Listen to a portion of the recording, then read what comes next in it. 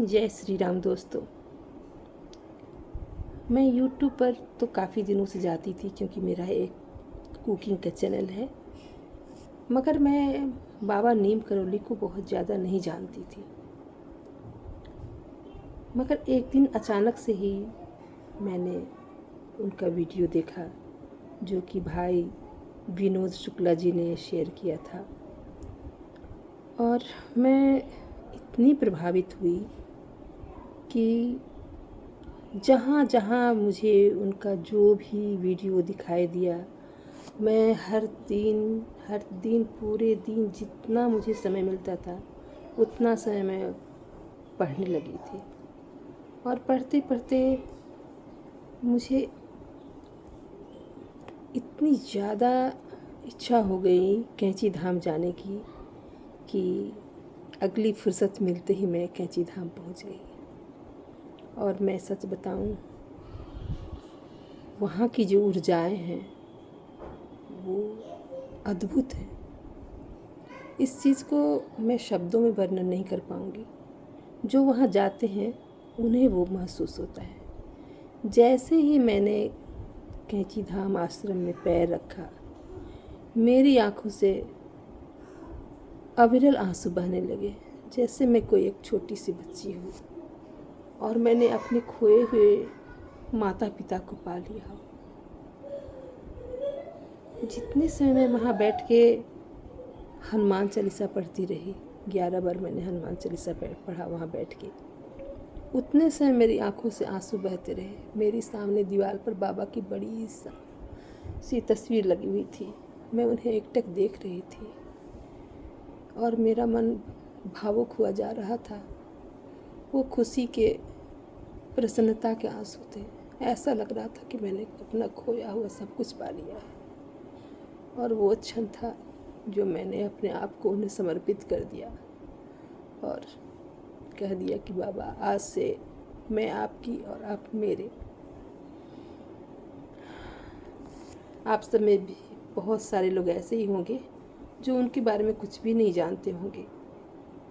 तो मैं ये संकल्प लेती हूँ, आज मंगलवार है और बाबा हनुमान जी के ही स्वरूप थे, उन्हीं के अवतार थे। जैसे विष्णु भगवान ने राम के रूप में, कृष्ण के रूप में अवतार लिया, वैसे ही शंकर भगवान ने हनुमान जी के रूप में अवतार लिया और हनुमान जी ने बाबा के रूप में ये शरीर धारण किया और लीलाएं की।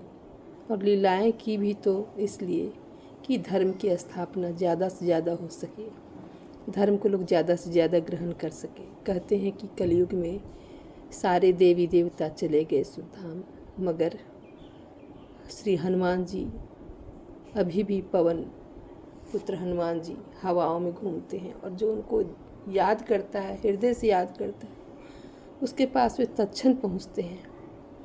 तो हमारे ये नीम करोली बाबा जी वही थे, कोई और नहीं। जिसने उन्हें पा लिया, जिसने उन्हें स्पर्श कर लिया, वो धन्य थे। मगर वे कहीं गए नहीं। कहते हैं कि सिद्ध जो पुरुष हैं, हमारा तो ये पृथ्वी है, भारतवर्ष है, वो योगियों का ही देश है। यहाँ बहुत सारे सिद्ध पुरुष आए और चले गए। बहुतों को लोग बाद में जान पाए, उनकी देह लीला समाप्त होने के बाद। लेकिन हमारे बाबा ने इतनी अनुग्रह, इतनी कृपा बरसाई आम लोगों पर, गरीबों पर, दुखियों पर।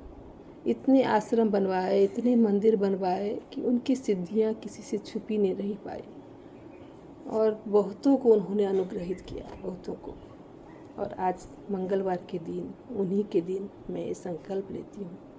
मुझे जितनी कथाएं मालूम पड़ेंगी, हम लोगों ने तो उन्हें नहीं देखा था, हमारे जन्म से पहले ही वो चल दिए थे, मगर जितना कुछ हमें जानकारी मिलेगी वो सब हम आप सबसे शेयर करेंगे। आप सब बस ध्यान से सुनना और इन्हें स्वीकार करना, इनकी पूजा करना। नीम करोली बाबा का जन्म गांव अकबरपुर में हुआ था। 1900 में उनका जन्म हुआ और उसमें वहाँ पर बाल विवाह की प्रथा रही होगी। तो इनकी शादी जब ये सिर्फ 11 साल के थे 1911 में, तभी हो गई। राम बेटी नाम से की पत्नी थी इनकी। मगर बाबा के साथ एक दुर्भाग्य ऐसा हुआ कि जब ये 8 साल के थे तभी इनकी माता का स्वर्गवास हो गया और इनके पिता ने दूसरी शादी कर ली। दूसरी माँ ने इन्हें सताया नहीं, मगर क्या होता है कि बच्चे अपनी माँ की जगह किसी और को नहीं दे पाते हैं। इन्होंने स्वीकार नहीं किया और शादी के बाद इन्होंने अपने घर का त्याग कर दिया। घर का त्याग करने के बाद ये एक आश्रम में चले गए। वहाँ पर इनको लक्ष्मीदास नाम दिया गया और इनकी सेवा भाव से खुश होकर इनको कह दिया गया कि मेरे बाद तुम ही इस आश्रम के मुखिया होगे। जो कि वहाँ जो पहले से लोग रह रहे थे उनको अच्छा नहीं लगा। इस बात को जब बाबा ने महसूस किया तो वो उस आश्रम को छोड़कर वहाँ से चले गए और जाके इन्होंने बबनिया में रहना शुरू किया। बबनिया में ही इन्होंने तालाब में रह के तप किया और घंटों घंटों तालाब में इन्हें खड़े देख के वहाँ के लोगों ने इनको तलैया बाबा का नाम दिया।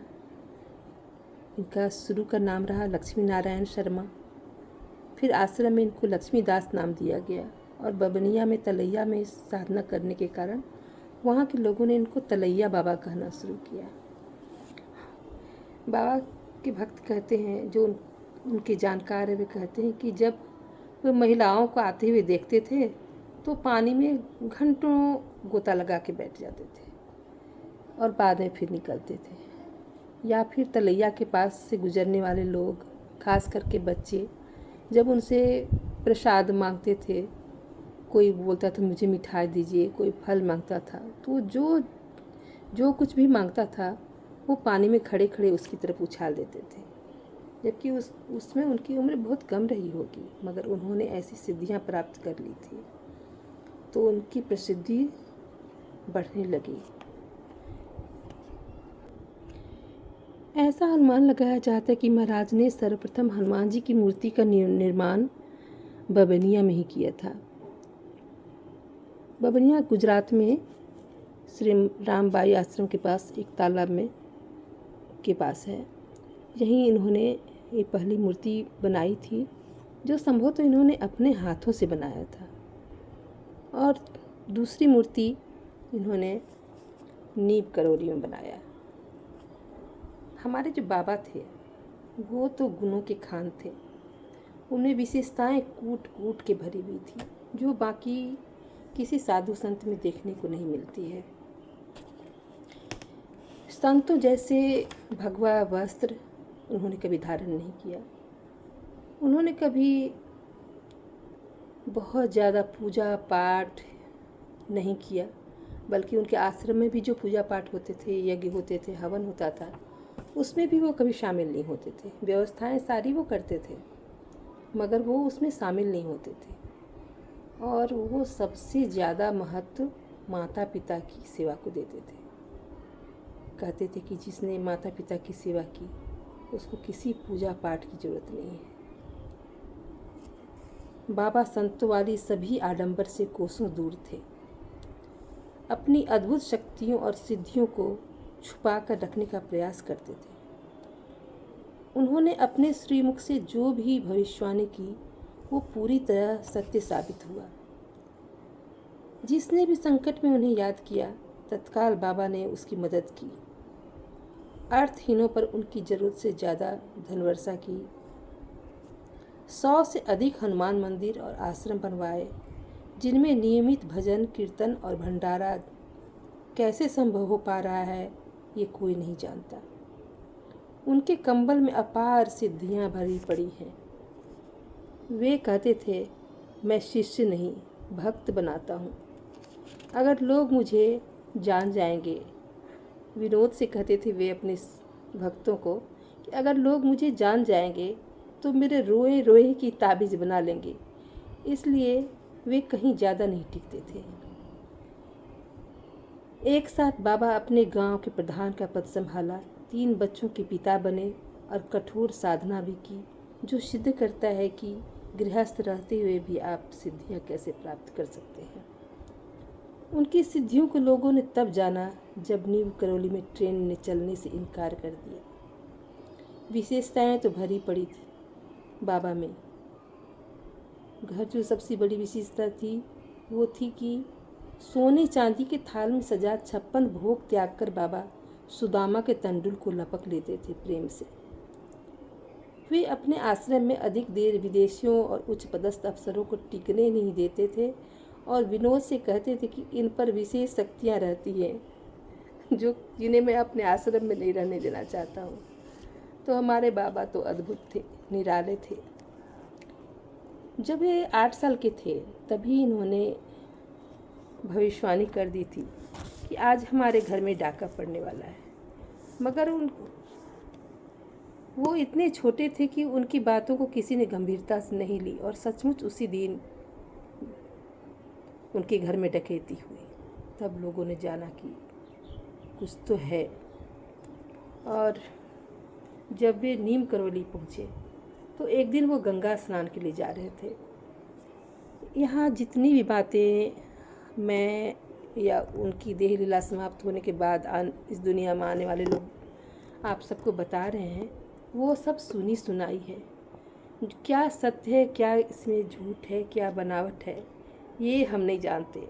बल्कि मैं तो ये कहती हूँ कि मेरे मुख से जो भी निकल रहा है वो बाबा जो कहलवा रहे हैं मैं वही कर रही हूँ।